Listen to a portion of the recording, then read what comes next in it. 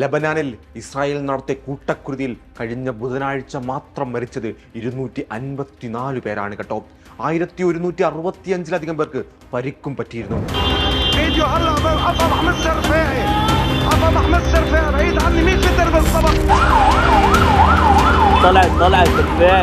പത്തു മിനിറ്റിനുള്ളിൽ 100-ലധികം മിസൈലുകളാണ് അന്ന് ബൈറൂത്തിൽ പതിച്ചത്. എന്തുകൊണ്ടാണ് വെടിനിർത്തൽ പ്രഖ്യാപനത്തിനിടയിലും ലബനാനെ ഇസ്രായേൽ ഇങ്ങനെ വേട്ടയാടുന്നത്? ഹിസ്ബുള്ളയെ തകർക്കുക എന്നതിലപ്പുറം ഈ അധിനിവേശത്തിന് പിന്നിലെ യഥാർത്ഥ ലക്ഷ്യം എന്താണ്? പരിശോധിക്കാം വിശദമായി. ലബനാനിലെ ഓരോ ബോംബാക്രമണത്തിന് പിന്നിലും ഇസ്രായേൽ കൃത്യമായ 3 ലക്ഷ്യങ്ങളാണ് കേട്ടോ നിശ്ചയിച്ചിട്ടുള്ളത്. ഇതിൽ ഭൂമിശാസ്ത്രപരമായ താല്പര്യങ്ങളും സൈനിക മേധാവിത്വവും ഇറാനെതിരെയുള്ള രാഷ്ട്രീയ നീക്കവും ഉണ്ട്.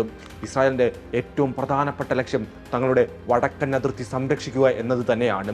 നിലവിൽ ഹിസ്ബുള്ളയുടെ റോക്കറ്റുകൾ ഇസ്രായേലിന്റെ വടക്കൻ നഗരങ്ങൾക്ക് നിരന്തര ഭീഷണിയാണ് കേട്ടോ. ഇത് തടയാൻ ഇസ്രായേൽ മുന്നോട്ട് വയ്ക്കുന്ന പദ്ധതിയാണ് ബഫർ സോൺ എന്നത്.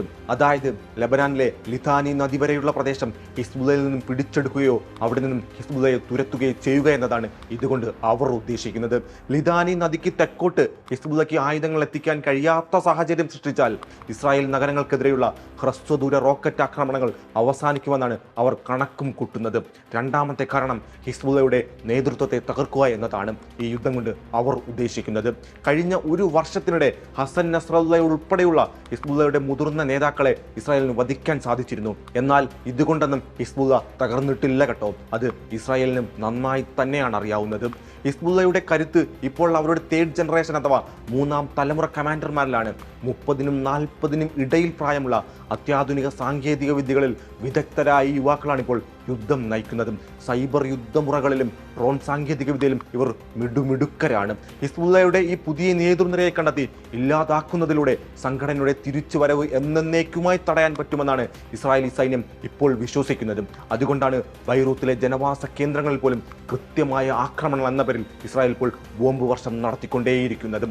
മൂന്നാമത്തേതും ഏറ്റവും അവസാനത്തേതും സുപ്രധാനവുമായ കാരണം ഇറാന്റെ പ്രോക്സി വാർ ഗ്രൂപ്പുകളെ അഥവാ നിഴൽ സൈന്യത്തെ ഇല്ലാതാക്കുക എന്നതാണ്. പശ്ചിമേഷ്യയിലെ ഇറാന്റെ ഏറ്റവും വിശ്വസ്തരായ സഖ്യകക്ഷിയാണ് ഹിസ്ബുള്ള. ഇറാന്റെ ഫസ്റ്റ് ലൈൻ ഓഫ് ഡിഫൻസ് അഥവാ ആദ്യ പ്രതിരോധ നിരയായി പോലും ഹിസ്ബുള്ളയെ നമുക്ക് കണക്കാക്കാൻ സാധിക്കും. ഹിസ്ബുള്ളയെ ദുർബലപ്പെടുത്തുക എന്നാൽ ഇറാന്റെ IRGCയെ ദുർബലപ്പെടുത്തുക എന്നതുകൂടിയാണ് കേട്ടോ.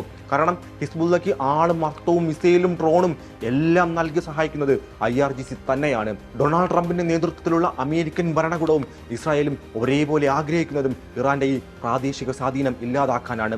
ലബനാനിൽ ഇസ്രായേൽ നടത്തിയ ആക്രമണത്തിൽ UN സമാധാന പ്രവർത്തകരായ 3 ഇന്തോനേഷ്യക്കാർ ഉൾപ്പെടെയുള്ളവരാണ് കൊല്ലപ്പെട്ടത്. എന്തിനു പറയുന്നു, ഇസ്രായേലിന്റെ ഈ ആക്രമണം ഇറാനുമായുള്ള വെടിനിർത്തൽ ചർച്ചകളെ വരെ പ്രതികൂലമായിട്ടാണ് ഇപ്പോൾ ബാധിച്ചിരിക്കുന്നത്. മേഖലയിലെ സമാധാനത്തെ ഇല്ലായ്മ ചെയ്യുന്ന യുദ്ധക്കൊതിയനായ നെതന്യാഹുവിനെ അന്താരാഷ്ട്ര സമൂഹം ഒറ്റപ്പെടുത്തേണ്ടുന്ന സമയം എന്നോ അതിക്രമിച്ചു കഴിഞ്ഞിരിക്കുന്നു.